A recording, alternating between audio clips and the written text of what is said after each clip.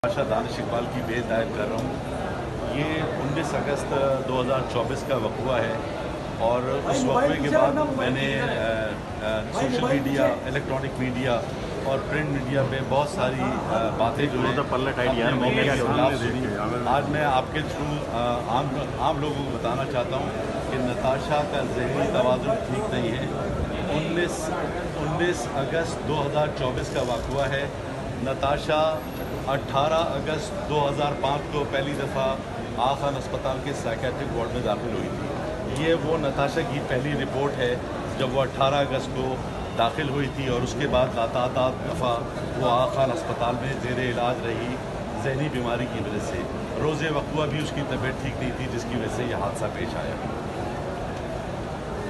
अच्छा, आप कह रहे हैं कि वो साइकियाट्रिस्ट के पास जाती रही है 2005 से, लेकिन जो मेडिकल सुपरिटेंडेंट की रिपोर्ट है उसके मुताबिक तो वो नशे में थी और कोई ज़हनी बीमारी भी नहीं है। और डॉक्टर चुन्नीलाल की भी यही रिपोर्ट है। देखिए, उस जो केमिकल एग्जामिनर रिपोर्ट है, जो फॉरेंसिक रिपोर्ट उन्होंने भेजी है, मैं उस पर क्या एतराज़ करूँ। उन्होंने ब्लड सैंपल और यूरिन सैंपल लिया और वो उन्होंने लिया था कि क्या इस पर कोई शराब पी हुई है इस खातून ने, उसके लिए इल्तिजा की थी और कहते हैं जी यूरिन में मेथाम्फेटामाइन आया।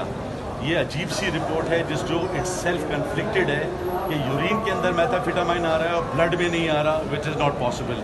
और दूसरी चीज़, क्योंकि खातून साइकेट्रिक की दवाइयाँ खाती है तो कोई ना कोई केमिकल उन दवाइयों में होगा जिसके टेस्ट के लिए अब हम अदालत से रुजू करेंगे। ये बताएं कि वो बहुत सी कंपनियों की खुद भी जो है COO है। नहीं, वो किसी कंपनी की मालिक नहीं है। नताशा की नंद का नाम भी नताशा है। आप उन कंपनीज के फॉर्म 29 निकालिए SECP से, वो ये वाजे करेंगे कि वो जो नताशा है वो इकबाल साहब की बेटी है, वो नताशा की नंद है, उसका नाम भी नताशा है। अच्छा, आप मेडिकल ग्राउंड पे बेल लगा रहे हैं? नहीं, मैं मेरिट पे बेल लगा रहा हूँ।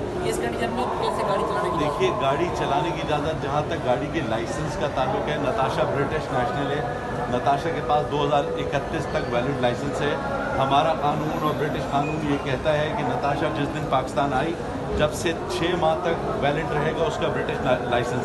हमने पासपोर्ट लगाया है अदालत में अपनी बेल के साथ। 2 अगस्त 2024 को नताशा जो है वो लंदन से कराची आई थी, तो 6 माह तक वो ड्राइव कर सकती थी legally, lawfully, under the law of both countries. नहीं आमिर साहब, इसमें सवाल ये है कि एक खातून जो है जहनी मरीज़ा है तो उसको गाड़ी क्यों दी गई? वो गाड़ी कैसे चला रही है? मैं पहले भी आपसे अर्ज़ कर चुका हूँ कि खातून को हमने गाड़ी नहीं दी। खातून इस हालत में बगैर बताए गाड़ी लेकर घर से निकली जिस पे यह हादसा पेश आया। सर, सेटलमेंट की बातें हो रही है फैमिली से, देखिए, अभी तक मेरे इल्म में नहीं है। मेरे मौकलों ने मुझे नहीं बताया कि ऐसे कोई सेटलमेंट है। आज हमने मेरिट पे बेल फाइल की है क्योंकि प्रोसिक्यूशन ने 322 का एडिशन कर दिया था। 322 का एडिशन जब होता है कि अगर किसी ड्राइवर के पास वैलिड लाइसेंस ना हो, हम कानून है हमारे पास, हम अपनी जब जिरा होगी बताएंगे कि हमारे पास ब्रिटिश लाइसेंस है और वो वैलिड है पाकिस्तान में, इसलिए 322 का इतलाक नहीं होता। दानिश इकबाल ने क्यों हाईकोर्ट से जमानत ली है? देखिए, दूसरी FIR 11 PHO में काटी है। जिन साहब ने काटी है वो एक सवालिया निशान बनेंगे कि 11 PHO जो है वो किसी आदमी, कोई आदमी अगर शराब के नशे में हो तो उस पर इतलाक होता है सेक्शन 11 का। वो FIR इटसेल्फ गलत करती है। अच्छा, मुद्दई पार्टी से कोई राब्ता हुआ करवा रहा है? उसका तो FIR में नाम ही नहीं है।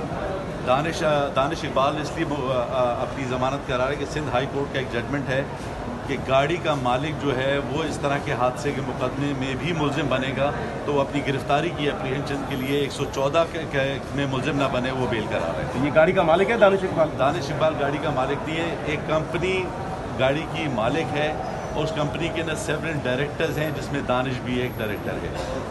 अच्छा, मुद्दई पार्टी से कोई बात हुई आप लोगों की? कोई राब्ता? नहीं, मेरे इल्म में नहीं है कि मुद्दई से कोई भी हमारा राब्ता हुआ। मेरे क्लाइंट्स का मेरे इल्म में नहीं है। ठीक है।